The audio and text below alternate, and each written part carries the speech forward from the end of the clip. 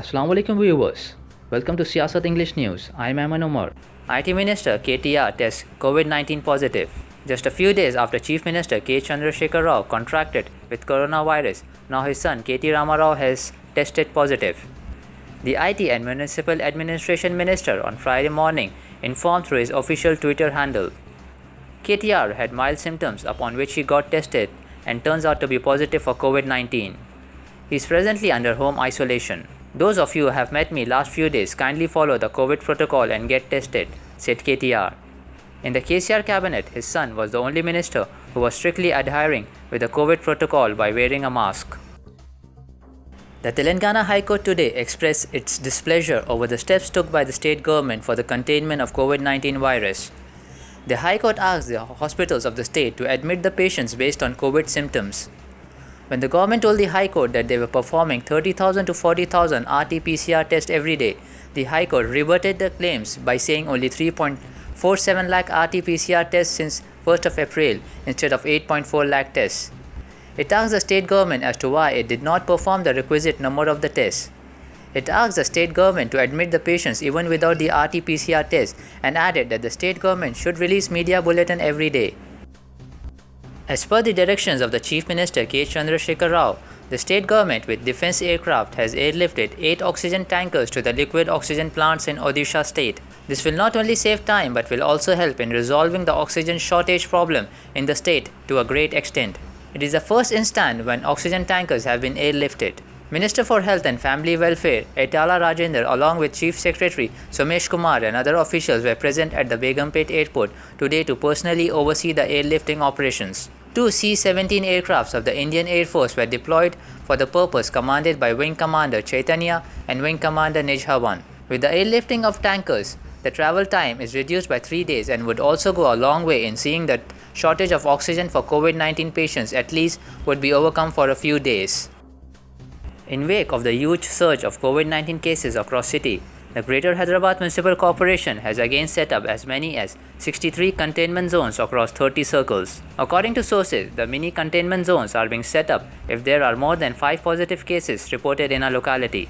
To contain the spread of the virus, the GHMC authorities are planning to form clusters by allowing the sanitation and medical persons.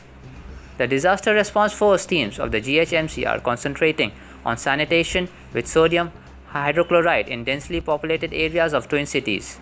The GHMC Commissioner Lokesh Kumar directed the authorities to strictly enforce the containment zones. Though night curfew has been imposed in Telangana, the GHMC too has swung into action and started notifying the mini containment zones as a measure to curb the spread of COVID-19.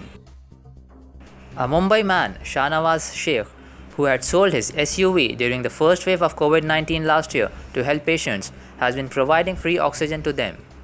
The man has received praises from various sections of the society. His initiative is helping the patient even in the second wave of the COVID-19 pandemic. Sheikh, who runs Unity and Dignity Foundation, became a hero in Malad. Many persons, including Indian Forest Service officer Sudha Raman, praised him and his team and termed them real heroes. Another IF officer wrote, "Kudos to Shahnawaz Sheikh, who is helping COVID-19 patients with oxygen cylinders." The central government will be providing free food grain to nearly 80 crore people for the next 2 months, Prime Minister Modi announced on Friday. This will be facilitated through the PM Gharib Kalyan Ann Yojana. According to the plan, the centre will be providing 5 kg food grain to the beneficiaries. The central government said it will be spending more than 26,000 crore rupees on this. Prime Minister stressed that it is important for the poor to get nutritional support at a time when the country is facing the second wave of COVID-19. The Indian Embassy in Kuwait has launched a registration drive to help stranded Indian nationals who want to return to Kuwait and have not been able to do so due to the COVID-19 restrictions imposed in the country. According to the embassy, applicants or those who have settled in India during their stay, have lost their jobs due to non-return, have household goods in Kuwait, and have family members in Kuwait who wish to rejoin their duties, those who have not received their salaries, dues, compensation, and so on. The registration drive has been set up only to estimate how many Indians want to return to Kuwait. The embassy indicated that once the information was gathered, it would contact the relevant authorities in Kuwait to resolve the issue, the Gulf News reported. As the country continues to grapple with coronavirus pandemic, Indian Premier League franchise Delhi Capitals on Friday urged the responsible citizens to come forward and donate plasma in order to fight the COVID-19 crisis. The second wave of COVID-19 has gripped our country and many parts of India.